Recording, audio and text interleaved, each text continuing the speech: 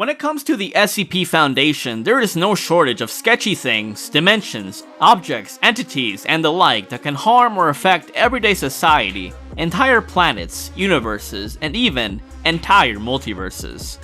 From the sketchy looking SCP-173, a deadly statue, to the cute and harmless SCP-999, to stuff as catastrophic as SCP-2317, a demonic entity set out to destroy the world, and stuff as wild as SCP-2747, which eats narrative stacks and entire multiverses for breakfast. If you don't know what the SCP Foundation is, it is basically this Area 51 type of organization that sets out to catalog, secure, and contain dangerous entities and protect the world from their influence, and in this video, I will be covering a couple of SCPs within Series 5, which covers SCPs from 4000 to 4999. Something to note is that these items, locations, or beings are cataloged under object classes, where safe items can be securely put away without difficulty or are well understood, while Euclid type items are either harder to contain or aren't as well understood, and may even have variable effects, while Keter class entities are extremely hard to contain and understand. There are other object classes, but they won't be important for this video. Also, if you're interested in this kind of stuff, be sure to check out my other SCP videos where I cover and read stuff within the first 4,000 entries. There were a lot of interesting SCPs, but only a few made the cut that I thought were either super overpowered, interesting, or outright sketchy and horrifying. So without further ado, let's get right into this. First off, let's cover SCP-4100, Object Class 0 Interstellar, 10 Surface Bound. SCP-4100 refers to the Earth itself in the far-off future, in which humans have already expanded to other planets in the solar system, such as Mars and Venus.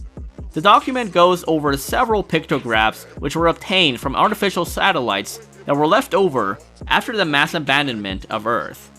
At one point, the Earth was under siege by a being known as a Destroyer, a Class 10 behemoth entity, which must mean it's huge as hell. It is estimated that the Destroyer entity killed 90% of life on SCP-4100, including 95% of all Homo sapiens. Anyways, such a space kaiju was so fast that it could travel at near light speeds and was on a direct collision course with Earth, before it was blown up by SCP-4100, which is in itself a weapon. Yep, in this iteration, the Earth itself is an FTL-based weapon that was used to accelerate towards the entity, which killed it by vaporizing it entirely. Which is a big deal because such an entity was stated as being capable of consuming everything in the solar system eventually. The next SCP on our list is quite goofy, but also kinda cool at the same time. That is SCP-4131, which is basically an Euclid-class Anomalous specimen outfitted with anomalous weaponry such as torpedoes, naval mines, and missiles. How it's able to create this ammunition is unknown, but SCP-4131 is to be kept in a heavily reinforced tank at all times, and can be communicated with using a built-in computer monitor. SCP-4158 is up next, which looks very freaky. It is from Trevor Henderson, who also created the iconic Siren Head. SCP-4158 is a partially blind, 3.4 meters tall and 5 meters long Euclid-class Bovine SCP that is kept in a heavily reinforced zone that is to be cleaned once a week. SCP-4158 feeds on raw beef, hay, wood, and bricks. Due to its strange metabolism, it constantly grows in size, and such excess mass is to be discarded every week. And if these meaty remains are not sheared, it starts to mutate and grow additional limbs and organs. SCP-4158 was found after multiple reports in Crutzen, Indiana, of a roaming cow with mange. But of course, the SCP Foundation got a hold of it and are studying it to this day. SCP-4158 is pretty harmless compared to many other SCPs, but due to its strange appearance, I thought it'd be funny to cover it. Up next is SCP-4290, which is pretty wild to say the least. It is a Class 1 eschatological entity that was thaumaturgically sealed, or in other words, magic shenanigans had to be done to it to keep it from destroying everything. Its containment site, SCP-4290 Lock, is in the Qinghai Lake in China, where there are 8 beryllium bronze totems, outfitted with the attire of an armored humanoid, complete with banishing runes and intense red lights coming from its center, which have recently started to glow more intensely. Information on this entity has been discovered and it reads as follows. The child rose its 10 mouths to the heavens, stretched wide 20 arms, and ripped the umbilical cord from the sack on its head. The warrior surged to its legs, hoping to tear those newly born limbs before they could move. But from the mouth spilled torrents of darkness and dead geometries. None could flee. Reality rippled with the warrior stretching along its folds, and the darkness crunched into their skulls with flares of scarlet. The child wheezed, dragging skeletal fingers through the dead and the land around. The fingers retracted, flames burst, then subsided. Wax rained, then dissolved. Then the island, its warriors, and every soul still left melted into the darkness. For 10 days the child drank it. All the world trembled. On February 8th, 2022, televisions in the Qinghai province and outlying areas abruptly displayed images of an entity matching SCP-4290, rising over a melting cityscape, with an androgynous voice telling viewers to repair the child's locks, which was attempted until the sacrificial ritual had failed and another message was broadcasted. The sacrifice did not reach the 10 maws. Brace. In other words, the human remains that were sacrificed to the entity were no longer having any effect. But why? One of the theories was that the being simply was not satisfied anymore and was going to inevitably break out, which forced the stationed SCP employees to abandon the site shortly afterwards, with one of them leaving the following note. Do we think we can actually stop this? No civilization before us wanted to fight the child. None of them. Hell, Zaya had attacked better than anything we've got, and even they were afraid. The sacrifices won't work anymore. It refuses to consume them. They aren't enough to satiate it. Once that seal breaks, we'll have a world of molten darkness, and the child will be all that's left. Eating. Drinking. You're fools for staying. A day after, seismometers detected a series of high-energy seismic pulses radiating from directly under SCP-4290, with red lights completely encompassing the sealing site and the surrounding totems crumbling, inferring that something was about to go down, and down it did. Following that, the totems comprising SCP-4290 had disintegrated, military assets assembled at the shore of Qinghai Lake, and 10 minutes later, a 40-meter-long emaciated humanoid organism matching descriptions of SCP-4290 phased out of the ground and onto the seabed.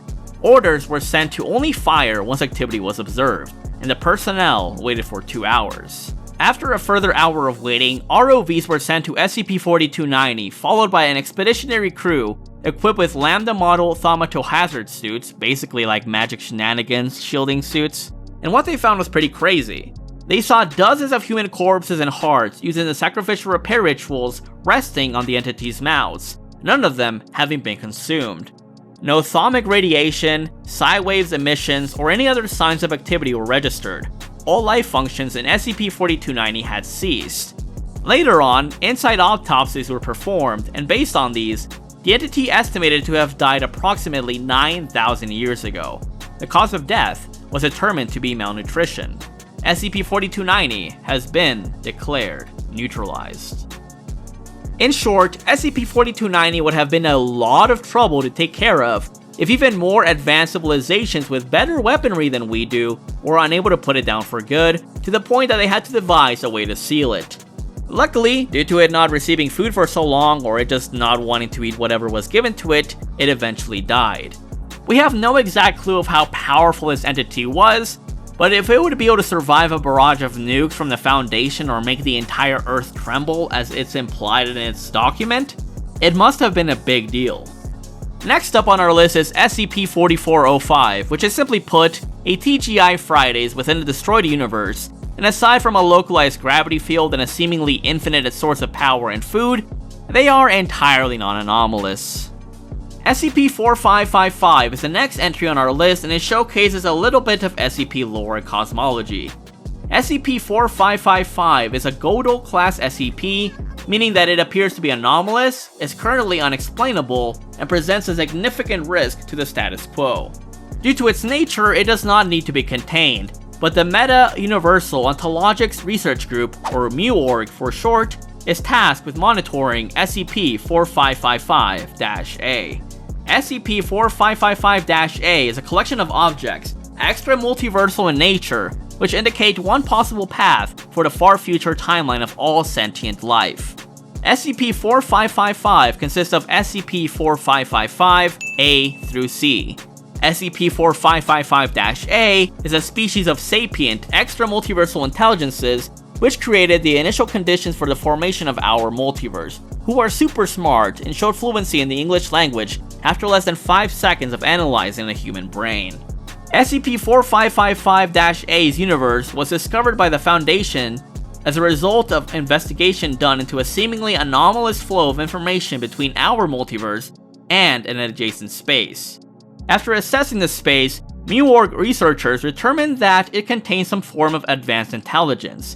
This observation resulted in the manifestation of SCP-4555-B. SCP-4555-B was a cube comprised of an otherwise unobserved non-baryonic material. One side of SCP-4555-B was a resonating membrane, used by SCP-455-A, the species, as a remote speaker. Shortly after their discovery, SCP-4555-A members manifested SCP-4555-B as a means of communication with Muorg, who were joined by members of the Extraterrestrial First Contact Response Team, in which the intelligence responded at one point with the following. We can know no more essential facts. We have reached the end of our progress as sentient beings. But with the technology we developed, we found a way to continue the progress of sentience. We could reach out beyond our close family of multiverses, and to the dark void between persistent realities. And there, we created something like the spark of a fire. We instantiated a new universe, with properties our mathematics told us were hospitable to a type of life which could succeed us, a more robust sentience. This is that universe. Humans are one of this sort of sentience. Your mathematics are far from surpassing ours, but already you form concepts impossible for us to comprehend. Your artistics, theories of value, metaphysics, and etc. are uninterpretable by us. You are our legacy. As of right now, we've created a seal around your local multiversal cluster. You cannot do what we did, yet. When your species or another like it has become advanced enough, this barrier will be removed. Our intention is that someday you too will be complete as we are, and at that point, you'll use your complete knowledge and create a world which can succeed you. So essentially, this tells us that SCP-4555-A are not only responsible for the creation of the multiverse, but are able to manipulate it in such a way that a barrier is set in place to test if a civilization is smart enough to become complete like them, which is entirely in mankind's hands if they can reach such a pinnacle. Okay, so the next SCP on our list is not as crazy powerful as SCP-4555, or as dangerous as SCP-4100, but it is certainly super sketchy. The next SCP is SCP-4666, the Yule Man, with a Keter object class. But why was it classified as so? Well, let's take a look at its file. Web traffic and law enforcement channels worldwide are to be monitored for evidence of SCP-4666 activity, and particularly for cases of stalking or reports of anomalous phenomena involving families with young children. Should a Weissnacht event be suspected to be in progress, the nearest containment task force is to be dispatched to attempt containment of SCP-4666.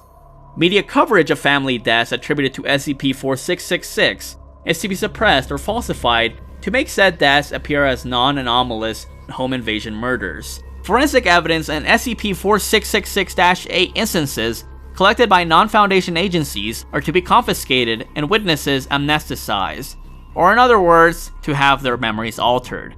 But another question may arise. What is a Weissnacht event, and what is SCP-4666? Well, SCP-4666 is currently believed to be a single, exceptionally long-lived humanoid entity of unknown origin. Survivors of Weissnacht events typically describe SCP-4666 as a very tall, between 2 meters and 2.3 meter, elderly male of European descent with an extremely emaciated appearance. The entity always appears to be completely naked, even when observed outdoors in freezing weather. Though the nature and extent of its anomalous properties remain uncertain, SCP-4666 appears capable of instantaneous or near instantaneous travel to any location north of 40 degrees north latitude, and possibly to any location on Earth. SCP-4666 activity occurs exclusively within a period of 12 consecutive nights every year, from the night of December 21st through the 22nd to the night of January 1st through the 2nd. This period is known as SCP-4666's active phase. During this phase, and what are termed Weissnacht events, SCP-4666 will appear at dwellings in one or multiple locations north of 40 degrees north in latitude. In all known Weissnacht events, these dwellings have shared the following characteristics. 1. Isolated rural location. 2. Home to a family with at least one child under the age of 8. And 3. Situated in an area with snow cover lasting throughout the duration of the event. Weissnacht events consist of the following general progression. Nights 1 through 7. Children will report seeing SCP-4666 in the vicinity of their family's dwelling. The entity will typically be observed watching the dwelling from a distance, such as across from a nearby field or from the edge of a neighboring forest. In some cases, children will report waking up at night to find SCP-4666 watching them sleep through a window. Nights 8 through 11. Family members, including the parents, will report sounds of footsteps coming from the roof or the attic. An extremely unpleasant odor will also frequently be noticed inside the dwelling. No cause for these phenomena will be found, and as a result, parents will often begin to suspect that their family is being stalked or even that their dwelling might be haunted. Night 12. Over the course of the night, one of two scenarios will occur. The first, and most common, is that SCP-4666 will kill all members of the family, save for one child under the age of 8, whom it will abduct. SCP-4666 will inflict incapacitating injuries to family members while they are sleeping, then herd them to a single room of the dwelling, or it will proceed to kill them in view of each other. The method of killing varies with the event and will typically be preceded by some form of torture, which appears to serve a ritualistic purpose. In the second scenario, which has occurred in roughly 15% of known Weissnacht events, SCP-4666 will not harm the family. Instead, family members will report hearing footsteps inside of their dwelling during the night, though no signs of forced entry will be found. In the morning, children will discover presents at the foot of their beds. These will consist of toys crudely crafted from the remains of human children. In short, SCP-4666 is a sketch-ass entity that stalks families, kills them, and makes toys out of them in a wild manner. The reason it's so freaky is not only because it's been doing this for such a long time, but because it's able to appear and disappear out of seemingly nowhere. The next SCP is quite interesting as its evolutionary path was clearly unlike all other mammals in the typical history of the Earth. That is, of course, SCP-4715, a hexapodal or six-legged mammalian-like super predator that SCP-1000, Bigfoot, had beef with thousands upon thousands of years ago. The creature also requires a blood ritual to keep it satiated. But now, why is this creature so dangerous? Well, it has intelligence on par with a chimpanzee, can create weaponry, can gain mass proportional to the number of entities that intends to harm it or others, and will also grow in proportion to the intensity of these feelings. The most intense breach saw SCP-4715 reach a height of approximately 24 meters and a weight approaching an estimated 56,000 kilograms. But depictions and recovered historical artifacts suggest a potential to grow larger, given sufficient exposure to situations of conflict.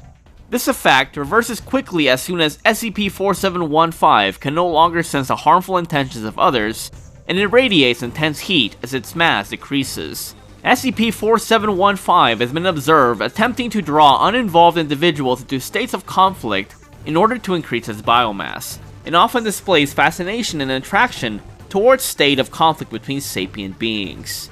SCP-4715's physiology grants it exceptional speed and strength. Additionally, it has proven highly resistant to most forms of conventional weaponry and physical trauma. It possesses reasonably consistent internal systems, largely indistinguishable from other large carnivorous mammals. But testing has shown that it does not require any form of nutrition to survive. It is resistant to most toxins, both artificial and naturally produced, as well as radiation and caustic or acidic chemical exposure.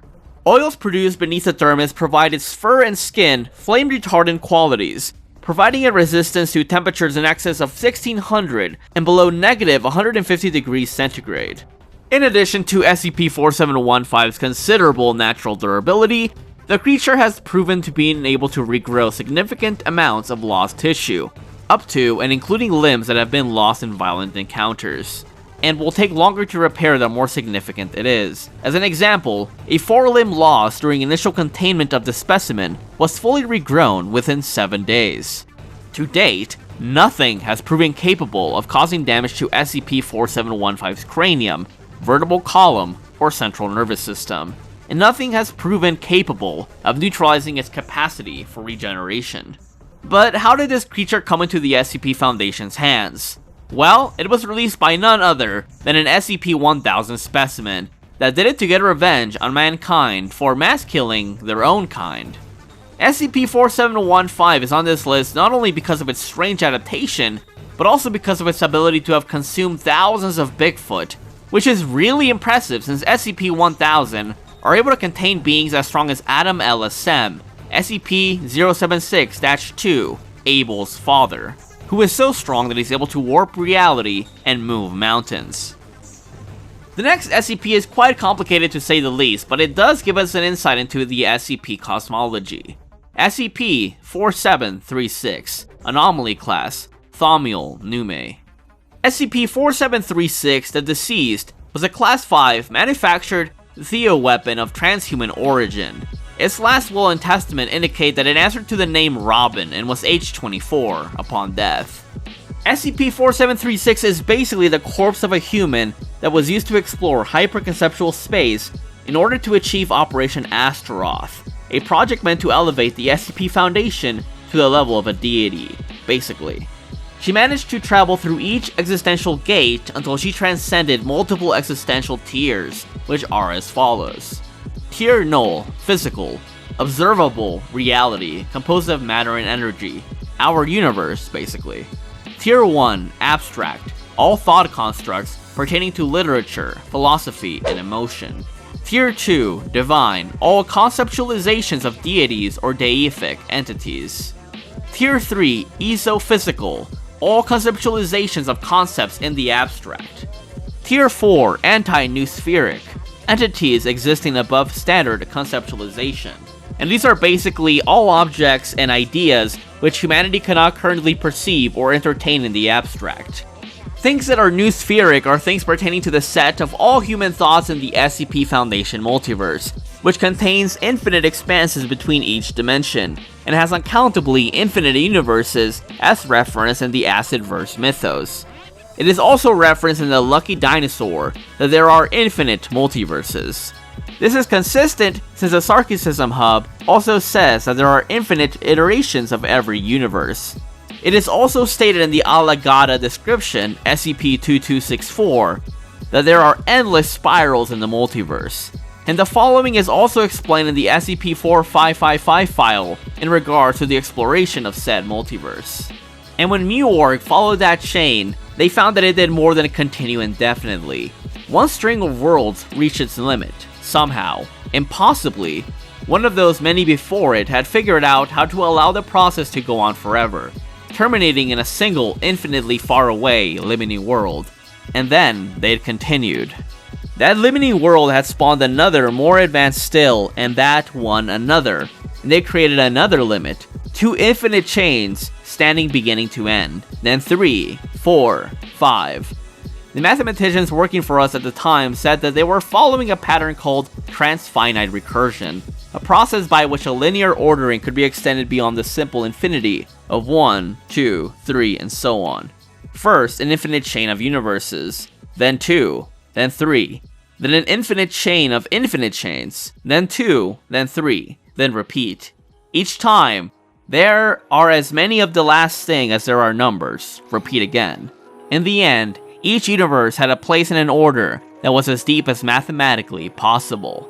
So as you can tell, the SCP multiverse is really huge, but it gets even crazier still, since in Chaos, Compt, and Creation, it is said that there are infinite layers of existence, innumerable layers of non-existence, and numberless layers of transcendent reality beyond the conceptual duality and distinction between existence and non-existence. The noosphere, which is the realm of human thought basically, is also largely unaffected by said theory affecting anomalies such as SCP-5650, that could also crush other mathematical concepts. These noospheric things exist on a platonic level, which essentially means it exists as a baseline blueprint for virtually anything that exists on every single level of reality. In other words, a table will always be a table, or a bullet will always be a bullet, no matter the level of dimensionality it exists in. Its design is beyond time and space is another way to look at it, making it outerversal. And there are multiple other tiers above the noosphere, such as the infosphere, which is the realm of all thought and information, which the noosphere is but a tiny subset of. SCP-4736 was able to transcend so high it surpassed Tier 4 beings, which includes SCP-6820-A. We will talk about in later videos. That is basically the idea or the concept of SCP-682 itself that exists outside of the noosphere. Beyond that is the patasphere, which revolves around pataphysics, the study of narratives. It is in essence the universal narrative that governs a given canon and dictates all of its parameters, having the ultimate control of how the story will play out. Since this being transcended the tree in the library, this is super impressive since it is quite literally infinite as stated in the Wanderer's Library Hub and is platonic as stated in Lessons Learned. This being also transcended to the point it reached tier 256,713, making this SCP in essence high outerversal and possibly boundless, which is absolutely insane to think about. This means it also transcended the reality that is not a single narrative bulk below the alpha layer, but an n-dimensional set of narrative planes connected at defined conceptual points. And this confirmed in SCP-38112's documentation that there are infinite planes stacked on top of each other in every direction. Next up is SCP-4971, a space-time anomaly in Southwood Park Mall in Havensbrook, Indiana, and it is home to a strange entity resembling a decapitated deer known as SCP-4971, also known as the One Who Knows Silence in the Earth, and who is described in the following manner. It is no surprise then that those ancient people feared the trees more than anything else, as the trees brought them great bounty and great terror. At night, they would be stalked by wolves and great cats, and on the nights of the full moon, they would make sacrifices to the true god of those tall trees. They named him the One Who Knows Silence in the Earth, and it is said that through the frosted forest to the north, he would emerge to take payment in human hearts for the protection of the tribe. It was said this being could not be gazed upon directly for fear of death, and that only through a Voxan eye could its magnificence be understood. SCP-4971 is capable of reality warping, magic, and telekinesis, and it's likely impervious to nukes, bombs, or whatever we could throw at it. And that is saying much, since the SCP Foundation has access to much more advanced weaponry than we do. SCP-4971 feeds through the power of rituals that offer sacrificial hearts to it, and it's implied that the only way to kill this god is by stopping the rituals that it uses to stay alive. Kill it? How do you kill a god? You can't kill it, not with all of the bombs and bullets in the universe. It is sustained by rituals, not just rituals involving goats and blood in the full moon, smaller rituals, smaller sacrifices made by everyday people, even those that your Foundation performs to keep the dark thing hidden away. That is how you kill it. You stop performing rituals, you stop making sacrifices, and the One Who Knows Silence in the Earth will disappear, just like that.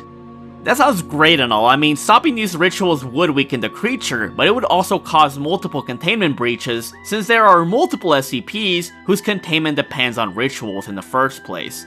This makes SCP-4971 a very hard SCP to contain, and the cost is seemingly too high to find a more nuanced solution.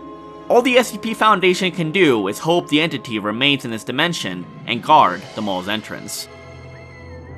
But yeah, there you go. These are the weirdest, sketchiest, or outright most interesting SCPs that I found within Series 5.